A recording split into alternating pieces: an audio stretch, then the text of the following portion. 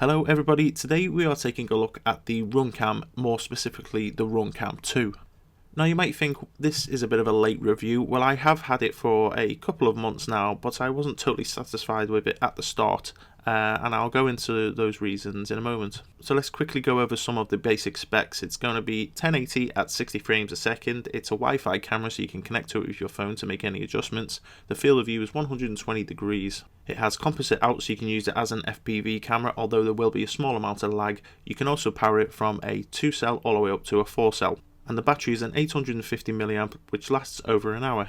Now I have already unboxed this, so it doesn't come as messy as you can see here. So as you saw, you do get a manual which you can also download online. And here's your video out cable and the power in cable, and as you can see it also comes with a RCA adapter, so you can plug it into different types of monitors. Also included in the box is the micro USB lead for charging. A small lanyard if you want to attach it to maybe keyrings, or actually attach this to your quad to help it stop from ejecting. Also a spare lens hood, so if you do happen to crack the one that comes with it, you do have a spare. Some double-sided velcro if you want to stick it down onto anything. And finally this tripod adapter base, which allows you to slide the Runcam into it and then onto any tripod mount. This is quite handy if you're thinking of doing any time-lapse videos, or even if you want to record some of the things you're doing on your workbench. So here we have one of the Runcams actually attached to my Shendrone's Krieger, and as you can see it fits really nice. I forgot to mention it also comes with these two orange straps. Now these are thinner than your normal battery type straps, and I think that's quite a good thing as you can fit them through smaller slots, as you can see here.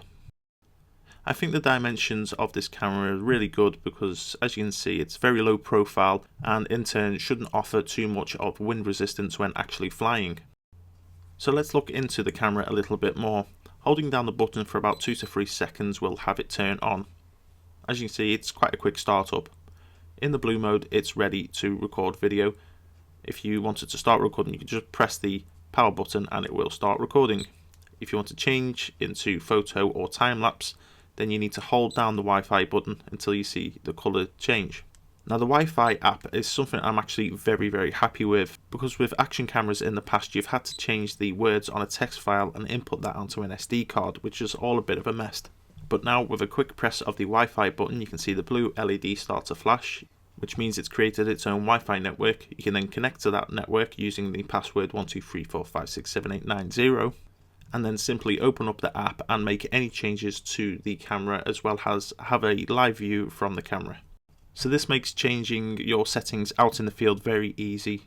Now if you was in the field away from all other types of Wi-Fi, then it would just connect automatically. Because I'm at home and my phone was actually connected to my home network, I had to disengage that and then go onto my Runcam network. Now latency in the app isn't too bad, but don't forget you really won't be using the Wi-Fi on this to do any sort of FPV. At the bottom you can see our mode selection, so we can go from recording mode to picture mode and into time-lapse mode, and you can change all of these settings on the top right hand side. Now there's various video options on here. As you can see we can do 720, 60 and 720. It's 120 frames also, but most of us will be using it at 1080 60 frames a second.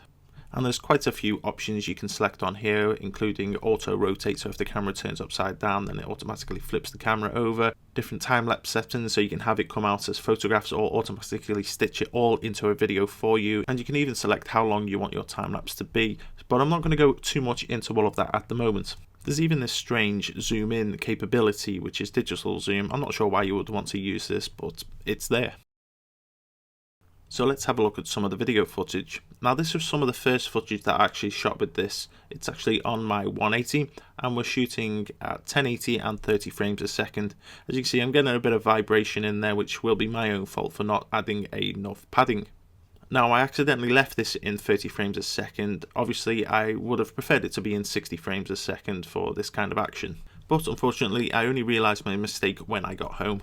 I thought that the colours looked okay, maybe slightly oversaturated, and the wide dynamic range was maybe just a little bit below average at the time. Now I mentioned earlier that I was slightly put off this camera, and here's the reason why.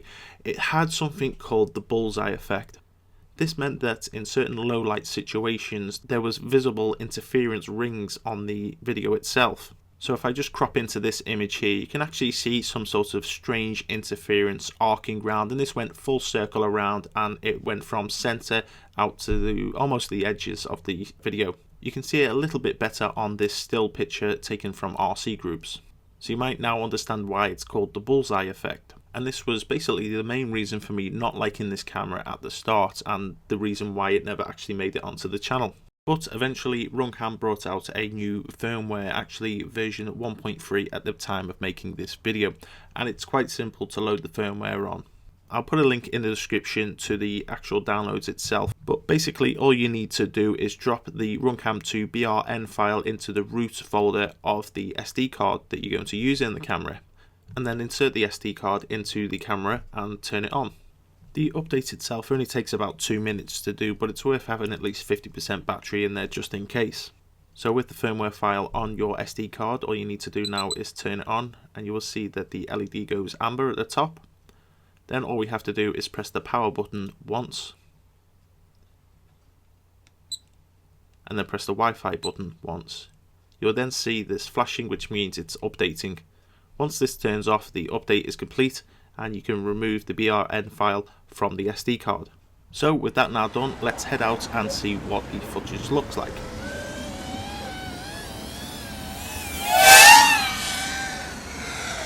Come to the dark side.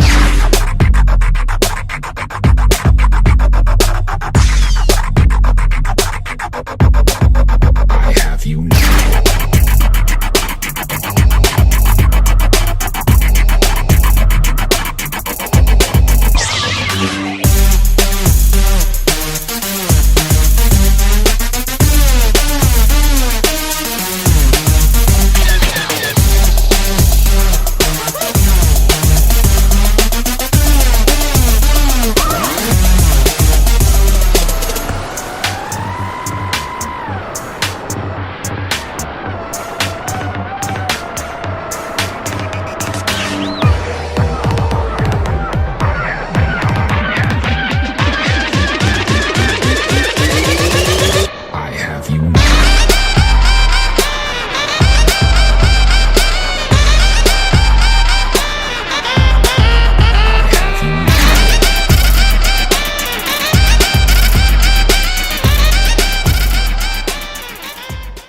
So this video was shot on a very overcast day, and I did select the cloudy option on the automatic white balance, which does make things look a little more orange.